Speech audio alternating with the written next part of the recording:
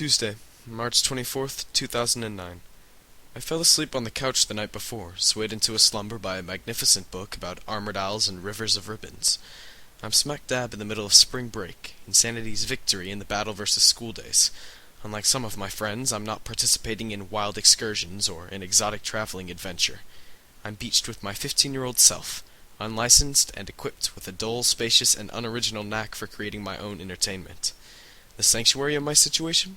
Society where I live tells me that a teenage youth out of school is completely void of responsibility.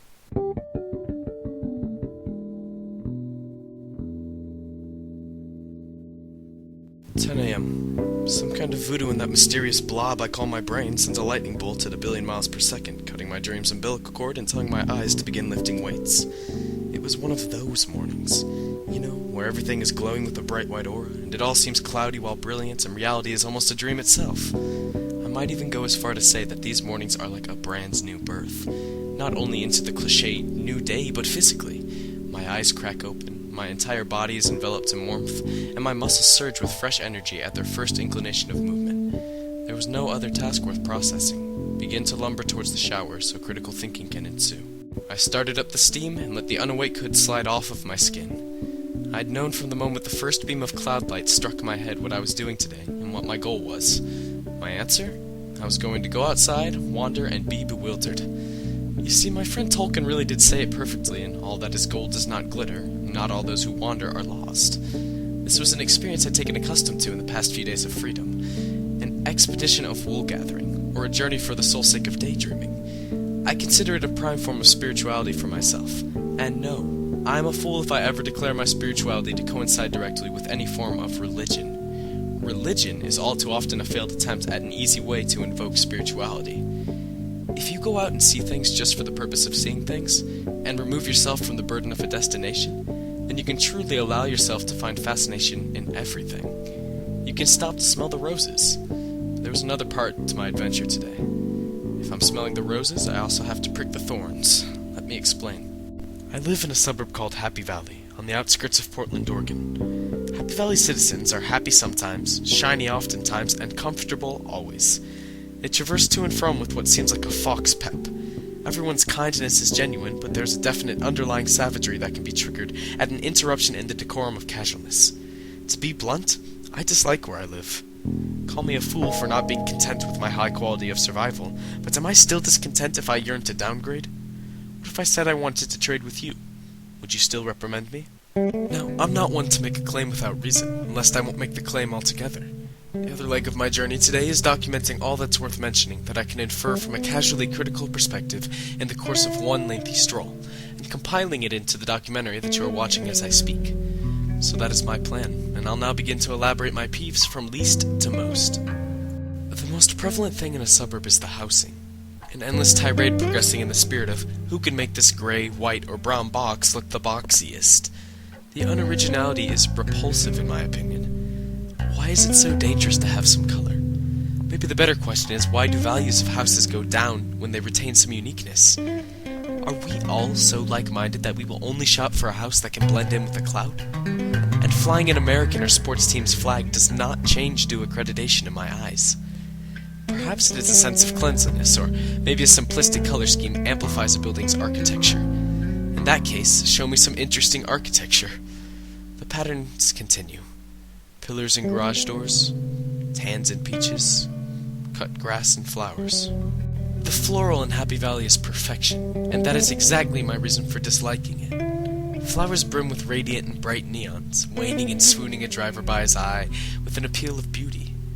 Yes, Happy Valley Nursery buys a great brand of fertilizer, and they do well in weeding out every petal that doesn't have a luster that can drop jaws. Oh, it's so pretty and petite, and so plastic. Just like housing here, plant selection is dull. Originality is a malnourished and orphaned noun. But the logic is unflawed. Why would I ever want a thorny vine or a wizened willow when I could just have another pink bush of stunning excellence? My sarcasm isn't pronounced to imply that there is something wrong with the flowers. Flowers are an essence of beauty, a stemming of magnificence in life from a pile of death. My deal is with the overuse of some and underappreciation of the amazing array of petals in this world.